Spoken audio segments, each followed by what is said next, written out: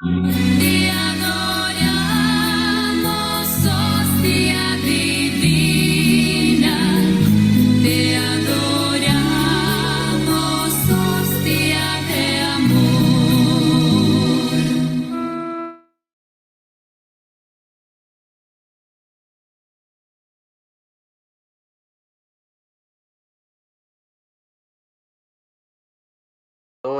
Coordinadores, docentes de la SODEC a nivel nacional y público en general.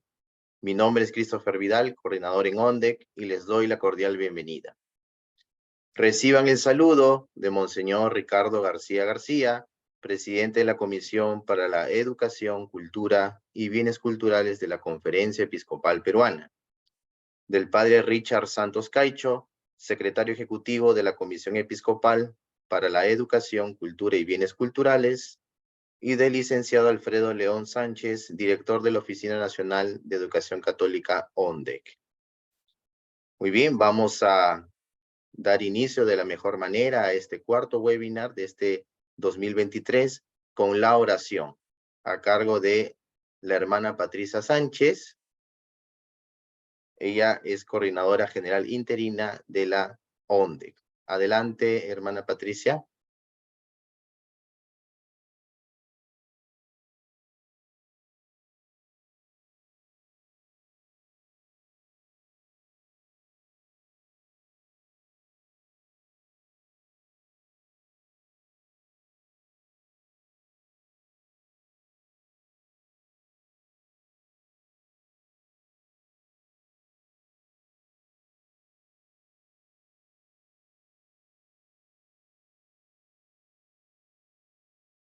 Bien, parece que la hermana Patricia está con algunas dificultades. Vamos a dar inicio a la oración entonces. En el nombre del Padre, y del Hijo, y del Espíritu Santo. Amén. Señor Jesús, nos presentamos ante ti sabiendo que nos llamas y que nos amas tal como somos. Tú tienes palabras de vida eterna y nosotros hemos creído y conocido que tú eres el Hijo de Dios. Tu presencia en la Eucaristía ha comenzado con el sacrificio de la última cena y continúa como comunión y donación de todo lo que eres. Aumenta nuestra fe. Por medio de ti y en el Espíritu Santo que nos comunicas, queremos llegar al Padre para decirle sí, unido al tuyo. Contigo ya podemos decir, Padre nuestro. Siguiéndote a ti, camino, verdad y vida, queremos penetrar en el aparente silencio y ausencia de Dios, rasgando la nube del Tabor para escuchar la voz del Padre que nos dice, ese es mi Hijo amado, en quien tengo complacencia. Escuchadlo. Con esta fe, hecha de escucha contemplativa, sabremos iluminar nuestras situaciones personales, así como los diversos sectores de la vida familiar y social. Tú eres nuestra esperanza, nuestra paz, nuestro mediador, hermano y amigo. Nuestro corazón se llena de gozo y de esperanza al saber que vives siempre intercediendo por nosotros. Vamos a ofrecerle a nuestro Padre Celestial esta oración, dándole gracias por esta celebración, esta fiesta, solemnidad de Corpus Christi que hemos compartido el día de ayer, pidiéndole que aumente nuestra fe, esperanza y amor hacia Él y hacia la presencia de su Hijo Jesucristo sacramentado. Padre nuestro que estás en el cielo, santificado sea tu nombre, venga a nosotros tu reino. Hágase tu voluntad en la tierra como en el cielo. Danos hoy nuestro pan de cada día. Perdona nuestras ofensas, como también nosotros perdonamos a los que nos ofenden. No nos dejes caer en la tentación y líbranos del mal. Amén. Dios te salve María, llena eres de gracia, el Señor es contigo. Bendita tú eres entre todas las mujeres, y bendito es el fruto de tu vientre, Jesús. Santa María, Madre de Dios, ruega por nosotros pecadores, ahora y en la hora de nuestra muerte. Amén. Gloria al Padre, y al Hijo, y al Espíritu Santo, como era en el principio, ahora y siempre, por los siglos de los siglos. Amén. En el nombre del Padre, y del Hijo, y del Espíritu Santo. Amén. Bien, y precisamente este cuarto webinar va a tener como tema el Corpus Christi, ¿no? La Eucaristía en la vida del cristiano, ¿no? Un tema muy importante, reconociendo que la Iglesia nos enseña que la Eucaristía es centro y culmen de la vida del cristiano, de la vida de la Iglesia, ¿sí? Y precisamente hemos querido compartir con todos ustedes ese tema tan importante. Y para poder realizarlo, tenemos como ponente al padre Martín Berti Zapuy. Él es sacerdote diocesano de la diócesis de Lurín, párroco de la parroquia del Santísimo Salvador de Pachacamac, promotor de la IEAC San Salvador, profesor de introducción a la liturgia en el Seminario San José de Lurín. Él es diplomado en pastoral litúrgica en el Cevitepal del CELAM, diplomado en Sagrada Liturgia por la Pontificia Universidad Católica de Chile y actualmente terminando los estudios de licenciatura en Sagrada Teología en la Facultad de Teología de Redentoris Mater. Buenas tardes, Padre Martín, muchas gracias por estar con nosotros, bienvenido y adelante. Estamos aquí para escucharlo atentamente.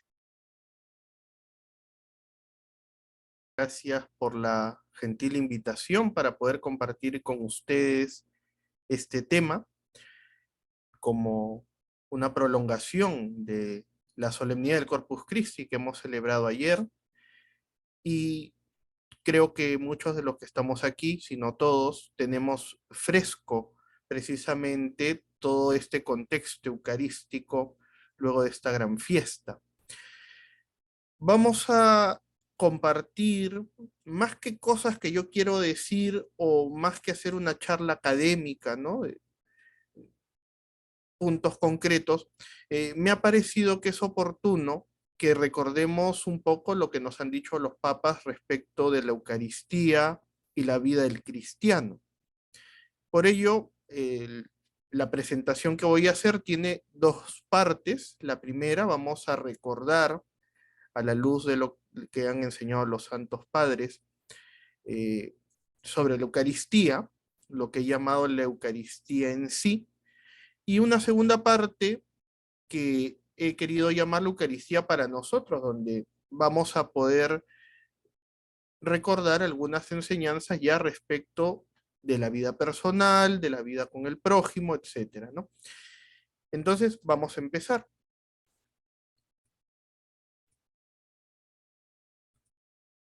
Bien, vamos a hablar de la Eucaristía en la vida del cristiano. El título es bastante amplio y se podrían decir muchísimas cosas al respecto, la verdad, pero vamos a decir algunas cosas muy puntuales. Aquí se podría hablar, por ejemplo, de la relación entre la Eucaristía, la vida moral, la Eucaristía y la caridad, se podría hablar de la Eucaristía y el amor al prójimo, se podrían decir muchísimas cosas, ¿no? Entonces, vamos a concentrarnos en algunas que nos puedan ayudar en esta tarde. La Eucaristía en sí, primera parte. Quiero traer en primer lugar un pensamiento de San Juan Pablo II de la encíclica Ecclesia de Eucaristía. Del misterio pascual nace la Iglesia. Precisamente por eso, la Eucaristía, que es sacramento por excelencia, el misterio pascual, está en el centro de la vida eclesial. Esto es importantísimo porque de repente en la proyección pastoral, cuando organizamos, calendarizamos, organizamos las actividades, no siempre ponemos al centro a la Eucaristía. No lo digo que con mala intención, ¿no? No podemos separar la Eucaristía de la vida de la Iglesia, pero podría ser que como es algo que ya está, no siempre la ponemos al centro. Y el Papa nos recuerda que ese misterio pascual, esa pasión, muerte y resurrección de Cristo, se hace presente a nosotros en la Eucaristía. Y por eso es que ella ocupa el centro de la vida de la iglesia. Precisamente esta encíclica empieza diciendo en sus primeras palabras, la iglesia vive de la Eucaristía. Entonces la Eucaristía no es algo más, sino es el eje, el centro, desde donde toda la iglesia camina. Sin la Eucaristía no podemos hablar de iglesia, la iglesia de Cristo, obviamente, ¿no? Entonces, el misterio pascual nos trae a nosotros eso que Cristo realizó con tanto cariño, con tanto amor, un amor infinito que es dar la vida por nosotros, rescatarnos del poder del mal. Y eso es precisamente el centro de la vida de la iglesia. Quiero ahora referirme a un pasaje del concilio, la Constitución Sacrosanctum Concilium, que es la constitución sobre la liturgia, que es como el preámbulo del capítulo sobre la Eucaristía. Hay un capítulo en la Constitución donde se habla de la Eucaristía. Para ubicarnos, ¿de qué estamos hablando? Porque también podemos pensar en la Eucaristía como un momento en el que hay que estar, pero no nos viene mal recordar qué cosa es la Eucaristía. Dice la Constitución, nuestro Salvador en la última cena, la noche que le traicionaban, instituyó el sacrificio eucarístico de su cuerpo y sangre, con lo cual iba a perpetuar por los siglos hasta su vuelta el sacrificio de la cruz. Ojo con ese detalle, porque esto también puede tener una consecuencia muy práctica. Podemos pensar que la misa es un acto, ¿no? Voy porque me siento bien, voy a la misa porque escucho un buen mensaje, de repente el sacerdote, quien predica, va diciendo cosas que iluminan mi vida. Sí, sí, eso está bien. Sin embargo, lo que nosotros compartimos en la Eucaristía es ese sacrificio de la cruz. En el altar, en la mesa, donde se celebra la Eucaristía, es como el Monte Calvario, y en ese lugar se vuelve a presenciar la pasión, muerte y resurrección del Señor. Digo vuelven para que nos entendamos, ¿eh? Porque en realidad lo que estamos hablando es de un despliegue del misterio pascual hasta la parucía, o sea, hay un único misterio pascual, ¿no? Para que lo entendamos bien. Con lo cual iba a perpetuar por los siglos hasta su vuelta el sacrificio de la cruz y a confiar a su esposa, la Iglesia, el memorial de su muerte y resurrección. Sacramento de piedad, signo de unidad, vínculo de caridad, banquete pascual, en el cual se come a Cristo, el alma se llena de gracia y se nos da una prenda de la gloria venidera. Miren todas las cosas hermosas que acontecen en una misa, más larga, más corta, con de repente un sacerdote más agradable, con el menos agradable. Miren las circunstancias que quieran.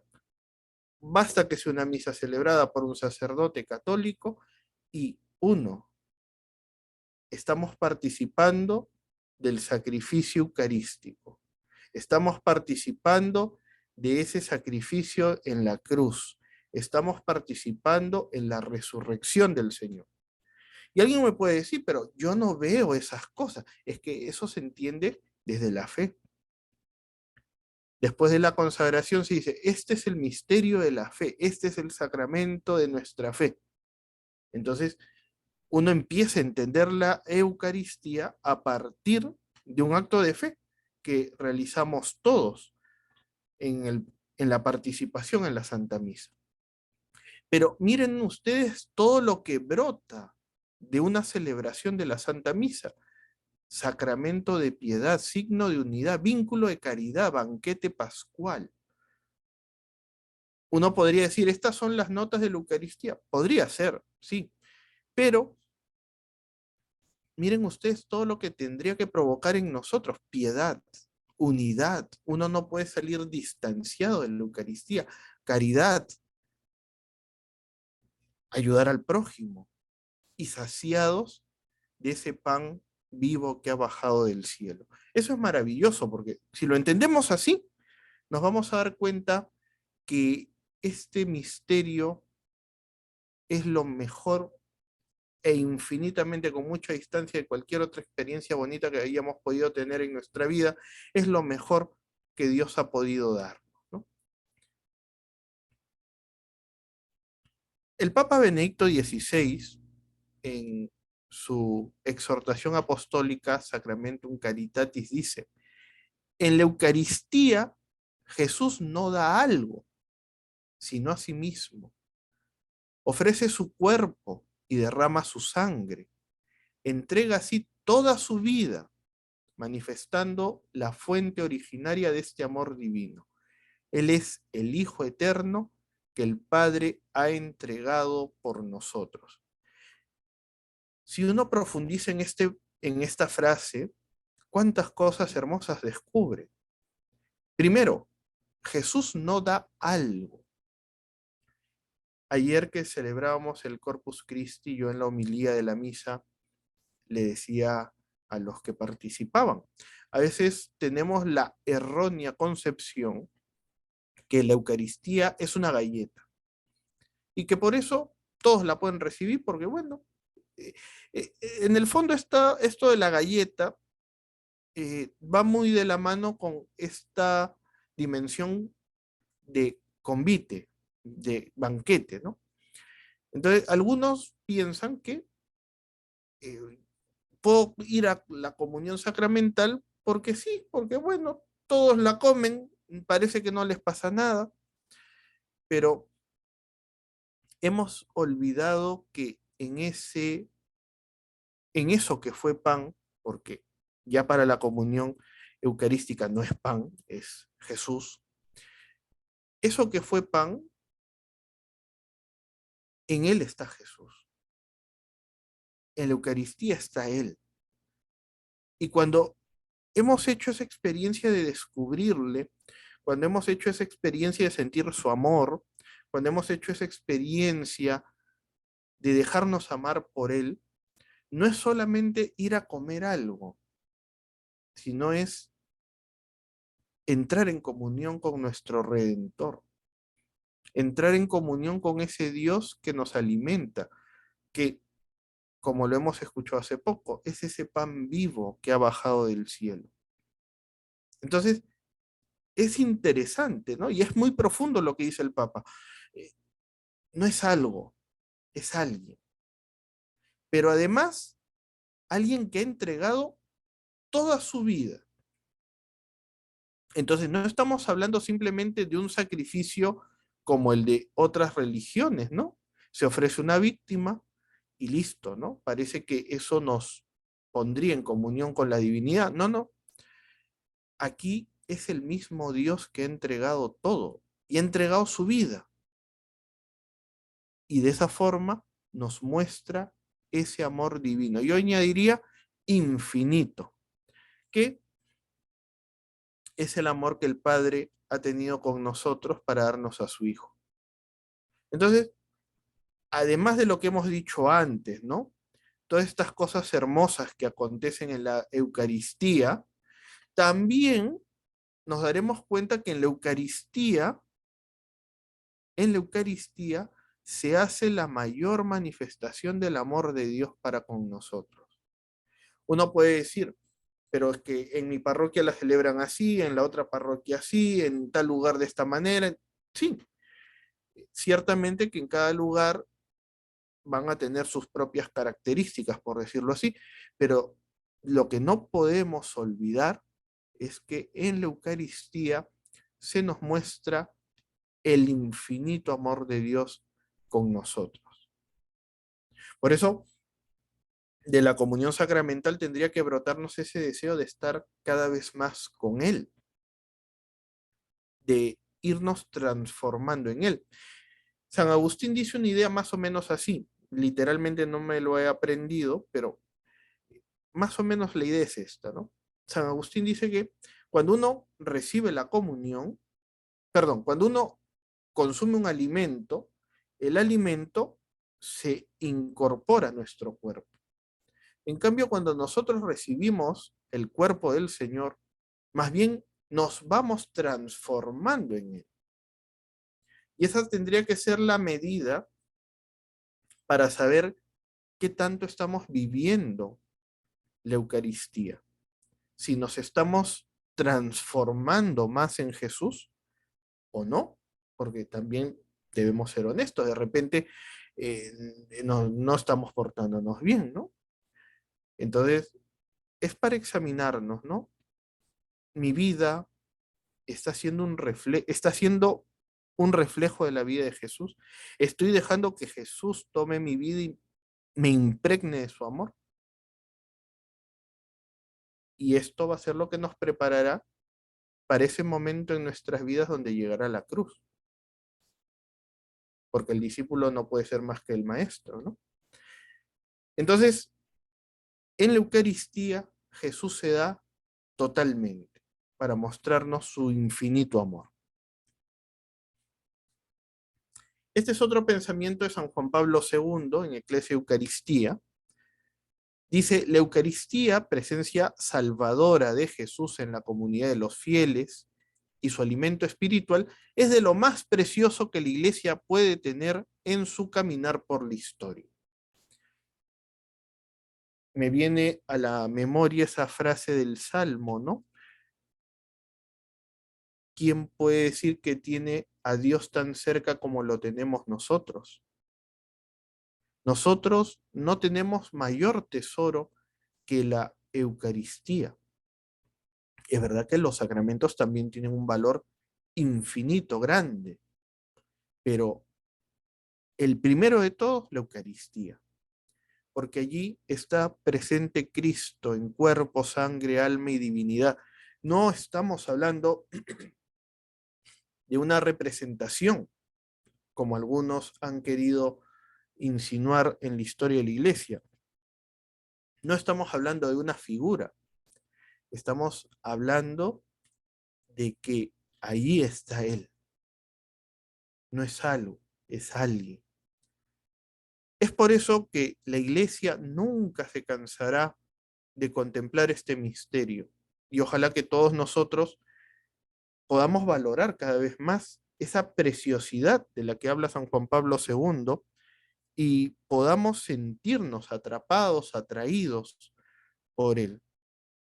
Y que hagamos todo lo que esté a nuestro alcance para que muchos más le puedan amar y muchos más puedan buscarle.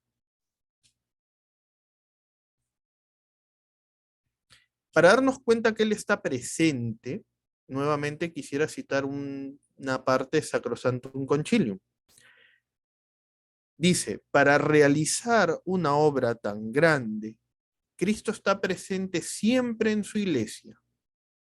Y esto es un criterio importantísimo, porque uno puede decir, no, pero es que Dios está en todas las religiones. A ver, con plena seguridad, en la iglesia de Cristo, en la iglesia católica. Es verdad que se habla, y sobre todo después del Concilio Vaticano II, que en otras religiones están las semillas del verbo. Es decir, que hay algo de verdad, algo. Y habrá que ver si más o menos. Pero sin duda alguna, donde está Cristo es en su iglesia. Lo que se ha llamado el sacramento original. Es la primera presencia de Cristo.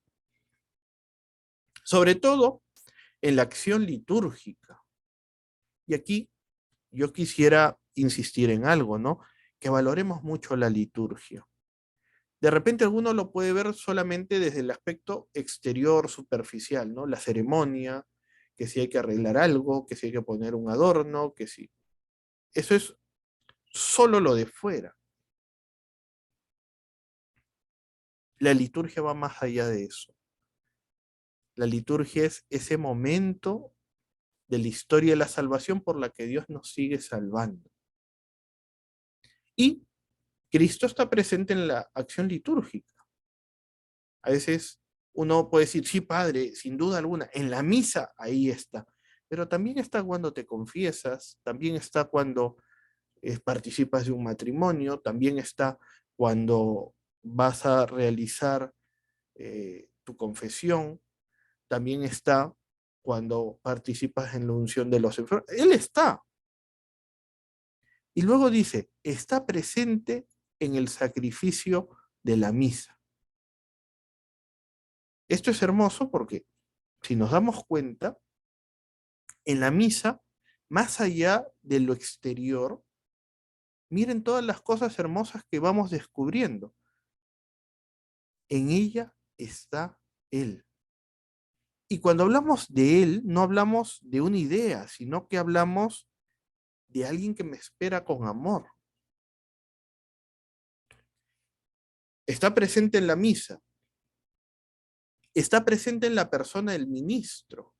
Y esto también tiene que ser, pues, un recordarlo, los que somos sacerdotes, que actuamos en la persona de Cristo. Y eso, cuántas cosas supone y exige, ¿no? La santidad de vida, prepararnos bien para la celebración.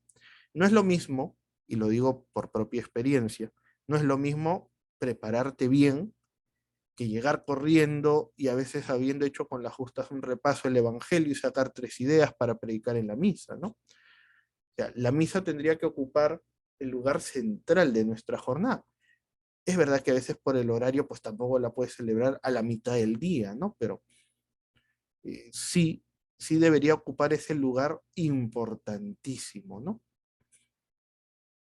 Dice, ofreciéndose ahora por el ministerio de los sacerdotes, el mismo que entonces se ofreció en la cruz.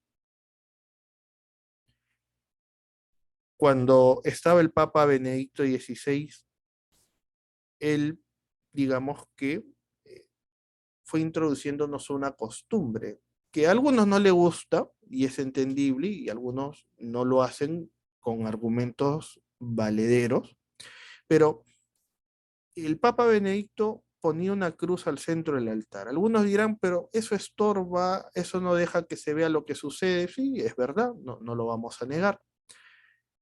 Pero ese gesto de poner la cruz en el altar nos recuerda precisamente al sacerdote que preside, pero a la asamblea también, cuán valioso es ese momento. En cada Eucaristía volvemos a experimentar la pasión, la muerte y la resurrección. Y como les decía al inicio, la misa sea una misa de 20 minutos o sea una misa solemne de 2 horas o más. En ese momento, Cristo se está ofreciendo por amor a nosotros. Y luego dice, sea sobre todo bajo las especies eucarísticas. Y esto, como ya también les decía hace un momento, se entiende desde la fe. Porque uno puede decir, pero ¿cómo va a estar en un pedacito de pan? Es que ya no es pan. ¿Cómo va a estar en un poco de vino? Es que ya no es vino. Y en la hostia solo está el cuerpo. No, no está solo el cuerpo, está también la sangre. Y en la sangre, no, también está ahí. Entonces, miren ustedes qué obra tan maravillosa la que acontece en la Eucaristía. Ese misterio de la transubstanciación. Cristo se hace presente. Ese pan deja de ser pan para ser el cuerpo y el vino deja de ser vino para ser la sangre. Maravilloso. Y yo no sé si ustedes alguna vez han reparado en algo. Junto con el milagro de la transubstanciación hay otro milagro. Eso lo dice Santo Tomás de Aquino. El que las especies no se aniquilan. Les voy a poner un ejemplo. Imagínense un huevo. Dentro del huevo, de la cáscara, dentro, está la clara y está la yema.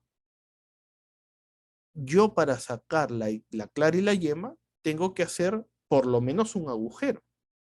Saldrá con mucha dificultad seguramente, o será una tarea imposible. Pero luego voy agrandando. Entonces, el huevo ya no es el mismo huevo, ya tiene una abertura por donde he sacado la clara y la yema. En cambio, en la Eucaristía, el pan milagrosamente deja de ser pan sin dañar los accidentes. O sea, uno sigue viendo en ese momento materialmente lo que fue un pan, pero ya no es un pan, es el cuerpo de Cristo. Y si uno mira, es un poco difícil cuando uno está de fiel, ¿no? en la misa, pero cuando uno mira el cáliz con el vino, luego de la consagración ya no es vino con agua, es la sangre del Señor. Entonces, esto es un milagro maravilloso. Díganme ustedes cómo sale el vino y se convierte en sangre sin haber hecho alguna modificación. Es que eso es un milagro.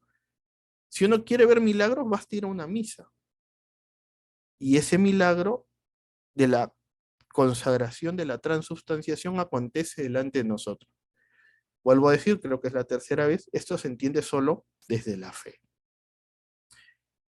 Hablemos ahora de la Eucaristía para nosotros, de cuestiones más relativas a nosotros.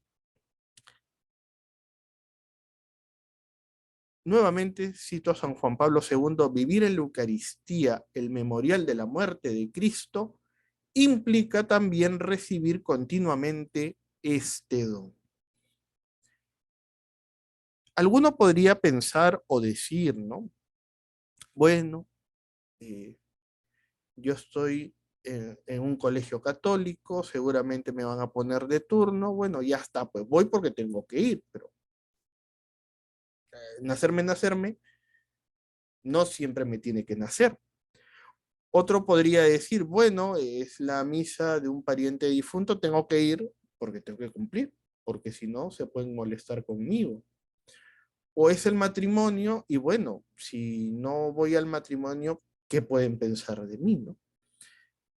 Cuando uno ha hecho todo ese acto de fe de reconocer la presencia de Jesús, de darnos cuenta que no es algo, sino que es alguien, nos daremos cuenta de la necesidad que tiene nuestra alma de recibirle. Y cuando le recibimos, nuestra vida va cambiando, nuestra vida va siendo distinta, nuestra vida no es la misma. Entonces, el que ha descubierto la presencia de Jesús se dará cuenta que va más allá de cumplir con un acto, va más allá de cumplir con una indicación. Recibir a Cristo me lleva a necesitarlo, a buscarlo. Ese es el termómetro para descubrir cuál es nuestra experiencia eucarística. Ya, si yo me voy dando cuenta de esto, sin duda alguna, mi vida eucarística va a ir en crecimiento. Yo no sé si alguna vez les han hablado de las etapas de la vida espiritual, pero los santos, los que nos han enseñado cómo se experimenta, algunos han dicho que en la vida espiritual o creces o te estancas, y si tú te estancas, retrocedes. Es lo mismo. O mi vida eucarística va en crecimiento, o llegará el momento en que se paraliza, y desde la parálisis empiezas para atrás. Pues aquí es importante que nos demos cuenta que la Eucaristía, la necesidad de Eucaristía tiene que ir siempre en crecimiento. Cada uno según su estado de vida, sin duda alguna, ¿no? No es lo mismo una vida eucarística de una monja de clausura que la de un sacerdote en una parroquia o la de un fiel laico en su ocupación diaria, ¿no? Aquí permítame un paréntesis, ¿no? Cuando uno conoce la vida del Papa Francisco, miren qué bonito es. Él antes de entrar al seminario. Él entró ya adulto al seminario. Él pasaba por su parroquia porque no podía estar en la misa, pero pedía la comunión y le daban la comunión cada día para que pueda ir luego a sus quehaceres cotidianos. Ese es el termómetro para saber cuán unidos estamos a Jesús, cuán unidos estamos a Él, ¿no? Pues bien, tenemos que recibir continuamente este don. El Papa Francisco, en el año 17, tuvo una serie de catequesis sobre la misa, que se las recomiendo vivamente, si en algún momento las pueden leer. Y ahí, con su estilo, ha ido explicando algunos aspectos sobre la Santa Misa. Y una de las cosas que él ha dicho en una de estas catequesis es: la celebración dominical de la Eucaristía está en el centro de la vida de la Iglesia. Ahí refiere al número 2177 del Catecismo. Nosotros los otros cristianos vamos a misa el domingo para encontrar al Señor resucitado, o mejor, para dejarnos encontrar por Él, escuchar su palabra, alimentarnos en su mesa y así convertirnos en iglesia, es decir, en su cuerpo místico viviente en el mundo. De aquí se podrían decir muchísimas cosas, así rápidamente. Primero, que vamos para encontrarnos con Él. Cuando alguien a mí me cuenta su dificultad para ir a misa, yo siempre le pongo este ejemplo.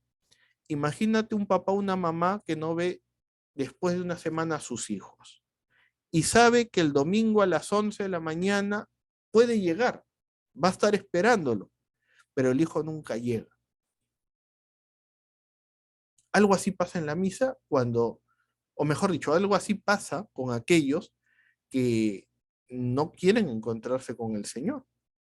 A veces alguno puede decir así: bueno, es que el domingo tengo tiempo para hacer el mercado, tengo tiempo para lavar la ropa, tengo tiempo para hacer la comida, tiene tiempo para todo.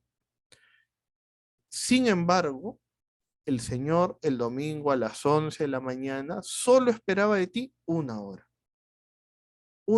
hora y media. Otro ejemplo que yo pongo es el tiempo que se pierde hoy en el teléfono. Hoy en día, ¿cuántas horas invierten en el WhatsApp, en las redes sociales? Uno dice, un ratito, y el ratito se convirtió en media hora, luego la media hora se convirtió en una hora, luego la hora se convirtieron en 2 o en 3. Algunas personas se trasnochan, ¿no?, en las redes sociales o viendo películas, etc. Y nosotros, ¿qué locura de amor podemos hacer por el Señor? El Señor nos espera cada domingo. Si puede ser cada día, mejor todavía, pero cada domingo con seguridad nos está esperando el Señor para que nos hable, nos alimente en su mesa y hagamos esa experiencia de comunión. Hoy en día se habla mucho de la sinodalidad. Estamos en el proceso del sínodo, ¿no? Y un aspecto importante es recordar que no hay sínodo o no hay sinodalidad sin una experiencia eucarística. O si quieren, me atrevo a decirlo mucho más amplio, no hay sinodalidad sin experiencia litúrgica. Porque precisamente en el ámbito litúrgico es donde se expresa sacramentalmente la comunión de la iglesia. Ahí caminamos juntos. Y para eso, miren, solo un gesto que a veces lo menospreciamos. El tema de la procesión de la entrada y de la salida. Ese es un signo evidente de la iglesia en camino, de la iglesia peregrina. Bueno, no me voy a entretener hablando de las procesiones en la misa porque eso no es el tema de esta tarde, pero ahí se puede ver con mucha claridad esa experiencia de sinodalidad. Y cuando el pueblo de Dios va camino a encontrarse con su Señor, es una experiencia de sinodalidad. Entonces la liturgia es ese ámbito interesante, no siempre valorado, pero donde se da genuinamente una experiencia de sinodalidad. Entonces, el domingo es ese momento donde nos encontramos con el Señor. Como la mujer de la unción en Betania, la iglesia no ha tenido miedo en derrochar, dedicando sus mejores recursos para expresar su reverente asombro ante el don inconmensurable de la Eucaristía. No menos que aquellos primeros discípulos encargados de preparar la sala grande, la iglesia se ha sentido impulsada a lo largo de los siglos y en las diversas culturas a celebrar la Eucaristía en un contexto digno de tan gran misterio. Aquí yo he escuchado de todo, la verdad. Que para qué gastar, pero que si el Señor no usaba, que si el Señor esto, o el Señor el otro, o qué diría Jesús de lo que estás haciendo. La, ese detalle del Señor, o para el Señor, mejor dicho, de dedicarle lo mejor para Él, no es algo extraño. Precisamente el Papa San Juan Pablo II aquí nos está recordando eso que luego Judas reprocha. Pero no hubiéramos guardado esto para dárselo a los pobres. Entonces, la iglesia nunca ha escatimado nada para dárselo al Señor. Hay una frase que se dice coloquialmente, ¿no? Pobres pero dignos. Aquí no estamos hablando de, a ver, ¿cómo les digo? No estamos hablando de ostentación. Los gustos son subjetivos. Para alguno lo más bello puede ser una cosa y para el otro puede ser lo totalmente contrario. Aquí hablamos de dignidad. Y por eso, en esa labor de educar la piedad, porque aquí todos tenemos que educar de alguna forma la piedad, pues tenemos el deber de mostrar que se puede celebrar con dignidad. Ahora, no es lo mismo celebrar en una iglesia moderna que en una iglesia antigua, no es lo mismo celebrar en un lugar donde va mucha gente que va poca gente, en fin, pero donde nos toque, con dignidad. Eso es lo importante. Y por eso San Juan Pablo decía, ¿no? Que la iglesia siempre ha previsto esa dignidad de tan gran misterio. Y aquí hay una frase de Benedicto XVI para rematar esta parte. La belleza no es un elemento decorativo de la acción litúrgica, es más bien un elemento constitutivo. Insisto, los gustos son subjetivos, por si acaso, ya que es un atributo de Dios mismo y de su revelación. Conscientes de todo esto, hemos de poner gran atención para que la acción litúrgica resplandezca según su propia naturaleza. Aquí es para reflexionar. Nuestras asambleas litúrgicas nos hacen trascender, es decir, me hacen pensar en el cielo. Cuando yo voy a la misa me transporta a una realidad celestial, o es ver más de lo mismo. Es interesante porque aquí nos jugamos mucho. Hoy en día se habla mucho del tema visual, lo que se ve. Entonces, ¿qué vemos cuando vamos a una iglesia? Reitero, tercera vez, no estoy hablando de ostentación, ¿no? Pero ¿qué veo en la iglesia que me transporta a lo celestial? Entonces, para reflexionar. Pasando a otro punto, el Papa Francisco nos decía, si lo recibimos con fe, también nosotros podemos amar verdaderamente a Dios y al prójimo. Podemos amar como Él nos ama. Nos ha amado dando la vida. Si el amor de Cristo está en mí, puedo darme plenamente al otro, en la certeza interior de que si incluso el otro me hiriera, ya no moriría. De otro modo, debería defender. Y aquí yo quiero abrir otro panorama, porque la Eucaristía nos tiene que llevar a la caridad no solo afectiva, sino efectiva. Cuando hablo de caridad afectiva, es llenarme del amor de Dios. Y la caridad efectiva es compartir, difundir ese amor de Dios. Esto es importante, porque de no ser así, la Iglesia se estaría convirtiendo en una ONG. Y el Papa Francisco ya lo ha dicho en un par de ocasiones, la Iglesia no es una ONG, no es una empresa que se dedica al asistencialismo. Yo no puedo dar lo que no tengo, y no puedo amar con el corazón de Cristo si no recibo a Cristo y dejo que Él vaya transformando mi alma. Entonces, la caridad afectiva, ese amor de Dios, lo recibo para compartirlo con los demás. Esto se aprende en la Eucaristía, que es escuela de donación. Y en la Eucaristía nosotros vamos a poder darnos a los demás. Vamos a aprender como el maestro a darnos a los demás. Algunas veces yo suelo decir esto.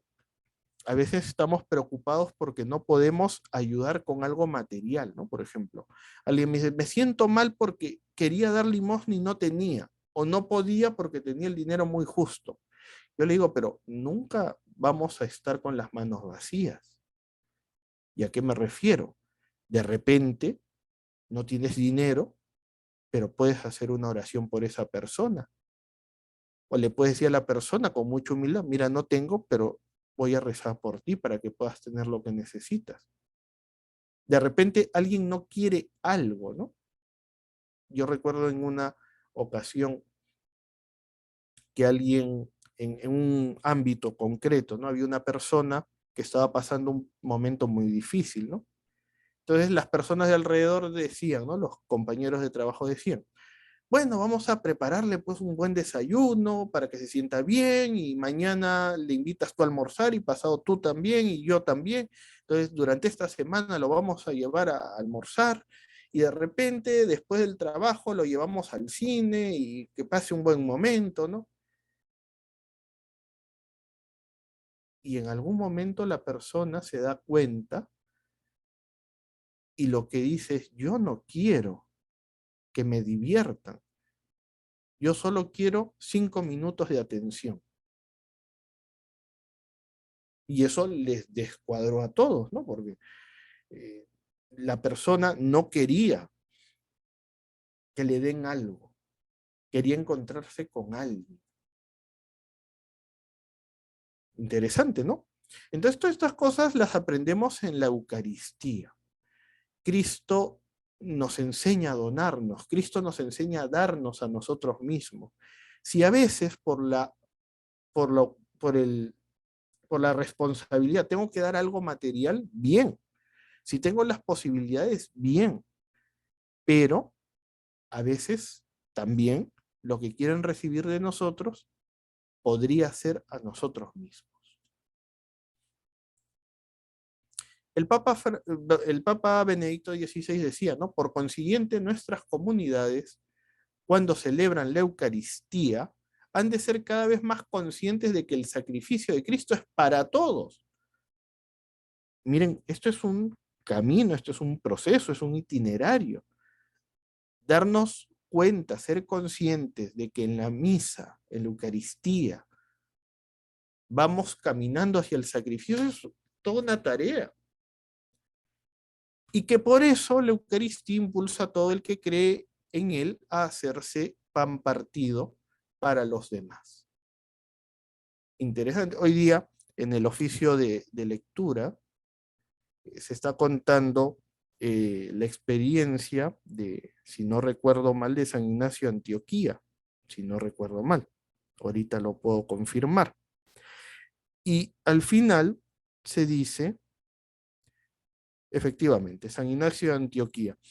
Y al final, él dice, ¿no? De que él ya cumplió su misión y que ya lo han detenido camino a ser lanzado a las fieras y que lo que quiere es convertirse en ese trigo molido por las fieras y que nadie haga nada porque ya hizo todo lo que tenía que hacer y ahora lo único que le queda es pasar por ese sacrificio de la cruz. Miren lo que dice: quiera Dios que tenga yo el gozo de ser devorado por las fieras que me están destinadas. Si se resisten, yo mismo las obligaré. ¿Ven? O sea, San Ignacio ha entendido el grado supremo de la donación. Ya hizo como pastor todo lo que tenía que hacer, ahora ya toca entregar la vida. Es interesante, durante estos días lo vamos a leer en el oficio de lectura, si alguno lo reza, es interesante meditarlo, ¿no? A veces nos pasa eso, nos cuesta donarnos. Y a veces nos cuesta donarnos porque estamos más aferrados a las cosas de este mundo que a esa libertad que tienen los hijos de Dios de poderse dar total y libremente. Bien, pues de esta manera termino esta presentación. Espero que les haya ayudado un poquito. Y ahora no sé si alguno de ustedes tendrá alguna pregunta o comentario que hacer. Gracias.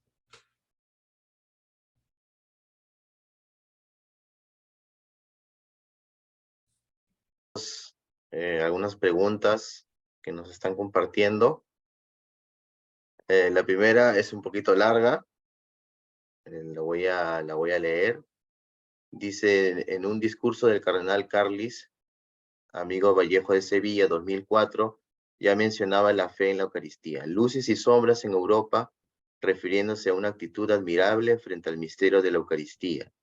Pero por otro lado, el decaimiento del valor de la Eucaristía, prescindiendo de Dios como fundamento de la cultura europea. Hoy creo que ya no es solo un tema de Europa. En nuestro contexto latinoamericano se está dando, sobre todo en nuestros jóvenes, generaciones que van dejando estas experiencias, cuestionando, mientras que una persona adulta que no podía asistir a misa sentía la gran necesidad de comulgar y le generaba angustia no poder hacerlo. ¿Qué nos toca hacer? ¿Cómo avivar y motivar estas experiencias que se dieron tan diferentes para otras generaciones? Yo creo, me puedo equivocar, pero creo que lo primero de todo es que nosotros mismos nos convenzamos de la presencia de Jesús. Si nosotros nos convencemos de la presencia de Jesús, es como cuando el esposo habla de la esposa. Si el esposo está enamorado de la esposa, a todos le cuenta lo maravilloso o maravillosa que es su esposa. De la misma manera, si Dios es amor y Jesús nos ama, de la misma manera nosotros nos enamoramos de Él y estaremos tan apasionadamente enamorados de Él que hablaremos de Él a todo el que se nos cruza. Y lo buscaremos. Entonces, lo primero de todo es que nosotros avivemos nuestra fe en Cristo Eucaristía, nuestra fe en Dios en general, para que donde estemos podamos hablar de Él, podamos estar con Él, podamos difundir su presencia en los demás, ya decía, no solo con la caridad afectiva, sino la efectiva también, y de esa forma los demás se van a ir convirtiendo, se van a ir dando cuenta. Cuando vean nuestro testimonio, poco a poco irán diciendo, pero ¿qué pasa en la vida de esta persona, de este sacerdote, de esta religiosa, de este laico comprometido? ¿Qué cosa hay en su vida? Y cuando descubran qué cosa hay, estarán con nosotros seguramente de rodillas delante del Señor. Entonces, ¿qué nos toca hacer? Uno, avivar nuestra fe. Dos, pues dar testimonio del amor de Dios. Porque también es verdad que nosotros somos ese instrumento para que Él llegue, pero si nosotros no somos un instrumento que facilite ese encuentro, va a ser un poquito difícil, ¿no? Y aquí, pues entra todo el tema de la conversión personal. Y tercero, yo creo que no está de más el que nosotros le hablemos a los demás de Dios. Pensemos en todas las sectas, ¿no? Cómo van a un parque, se meten en los buses, tocan las puertas de las casas. Son cosas que nosotros hemos dejado de hacer. Pensemos en la primera evangelización, ¿no? San Francisco Solano, ¿qué hacía? Iba a la plaza con su violín y ahí les hablaba a todos de Dios. ¿Qué decía Santa Rosa de Lima? Que ya quisiera ponerse en las plazas a gritarles a todos que Dios les ama. Entonces, también tenemos que hablar. Y aquí, bueno, a quien le caiga el guante, que se lo chante, pero a veces nosotros mismos nos avergonzamos de hablar de Dios. Y hay que aceptarlo. Entonces, tenemos que hacer un testimonio más hacia afuera de Jesús y del... Esto arranca en nuestra conversión, ¿no? Es lo que les puedo decir.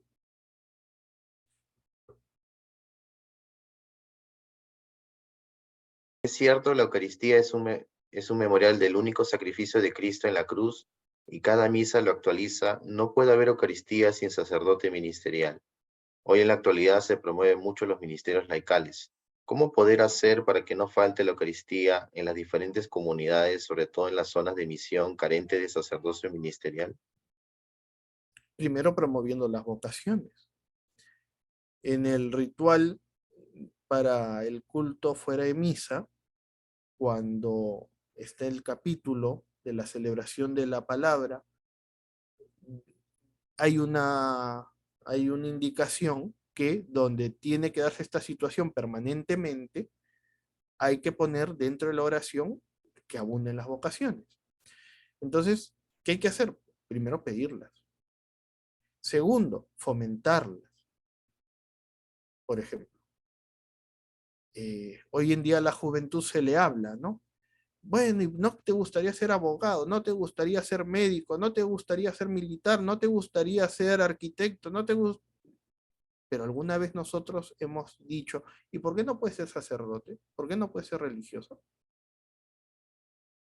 Yo pienso que hoy en día las vocaciones están, porque Dios no abandona su iglesia, de eso estoy seguro. Solo que nos hemos acostumbrado a que broten. Hoy en día hay que desenterrarlas un poquito. Pero no es que se desentierra con una lampa y a la mala, no, no, no. Hay que desenterrarlas con mucha finura porque también hoy en día hay muchos jóvenes, varones, mujeres, que pueden estar sintiendo la llamada, pero el contexto, el ambiente, no está facilitándoles escuchar esa llamada. ¿Por qué? Porque ven que el sacerdocio o la vida religiosa no es una vida al nivel de las otras cosas que se pueden hacer en el mundo, que luego te traen dinero, propiedades, eh, renombre, bienestar. No, no. Entonces, hoy en día, la vida religiosa, la vida sacerdotal no es llamativa porque se piensa que es pérdida. Entonces, ¿qué hay que hacer? Presentar lo bonito de la vida religiosa, de la vida sacerdotal. Invitar. Yo recuerdo una vez que alguien decía ya hace algún tiempo, es que no hay que hablarles a los jóvenes del sacerdocio porque les va a entrar miedo, piensa que estamos al acecho. Bueno, depende cómo le hables. O sea, si le vas a hablar como quien le pone la pistola en la cabeza y dice, o eres sacerdote, no eres nada, no, pues así tampoco son las cosas, ¿no? Pero si tú le muestras un buen testimonio, si le enseñas un buen ejemplo, si los sacerdotes le damos tiempo a la juventud, entonces van a ir brotando las vocaciones. Hay que promoverlas, pero si no las promovemos, de Marte no van a venir.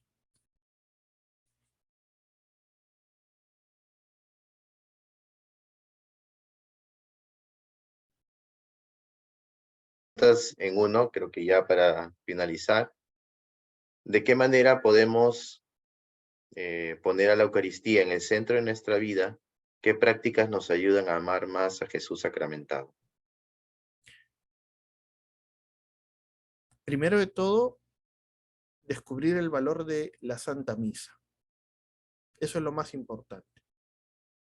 Es un don también de Dios, ¿ah? No pensemos que todo esto funciona en piloto automático y hoy es punto 1, mañana punto 2, pasado punto 3 y ya estoy ya en la séptima morada, ¿no? No. Hay que pedírselo al Señor, ¿no? Descubrir el valor de la Santa Misa, primero. Segundo, pedirle también al Señor la gracia de experimentar su presencia. Es verdad que en la vida espiritual van a haber momentos de lo que se llama la sequedad, ¿no? No siento nada, no experimento nada, sí, es verdad, pero hay que pedírselo al Señor, ¿no? Quien pide recibe, dice él. Entonces, hay que pedirle al Señor la gracia de experimentar su presencia para que no sintamos que estoy ante algo, sino ante alguien. Y luego están pues todas las prácticas eucarísticas, ¿no? La exposición del Santísimo. Hay lugares donde hay capilla de adoración perpetua, las 24 horas, en otros lugares en un horario determinado, en otros lugares solo los jueves. Las visitas al Santísimo, el pasar ratos de oración mental delante de él, o en otras prácticas, ¿no? O sea, lo importante es estar con él. Algunos, por ejemplo, aprovechan su rato de oración también para hacer la lectura espiritual o para rezar el rosario o alguna jaculatoria, etcétera. Todo eso nos puede ir ayudando, ¿no? Y eso nos va a hacer una experiencia más agradable, más consciente de la experiencia eucarística. Es lo que les puedo decir. Nuevamente, Padre Martín, por la ponencia, por la respuesta a estas preguntas que nos han compartido. Creo que ha sido muy enriquecedor. Y bueno, esperamos contar con ustedes quizás en otra oportunidad. Y agradecer también a todos los participantes de este webinar, los que han estado en el Zoom y también los que han seguido la transmisión vía Facebook. Muchísimas gracias también. Los esperamos para nuestro siguiente webinar y les deseamos muy buenas tardes, ya casi noches, ¿no? Y que esta celebración que hemos tenido de Corpus Christi no sea cosa de un solo día, sino que seamos amantes de la Eucaristía cada día, de manera especial los domingos, donde el Señor siempre nos espera con mucho amor y nos hace recordar este sacrificio, ¿no? Nos hace vivir este sacrificio de su Hijo Jesús por amor a nosotros. Muchísimas gracias nuevamente, buenas tardes, hasta una nueva oportunidad.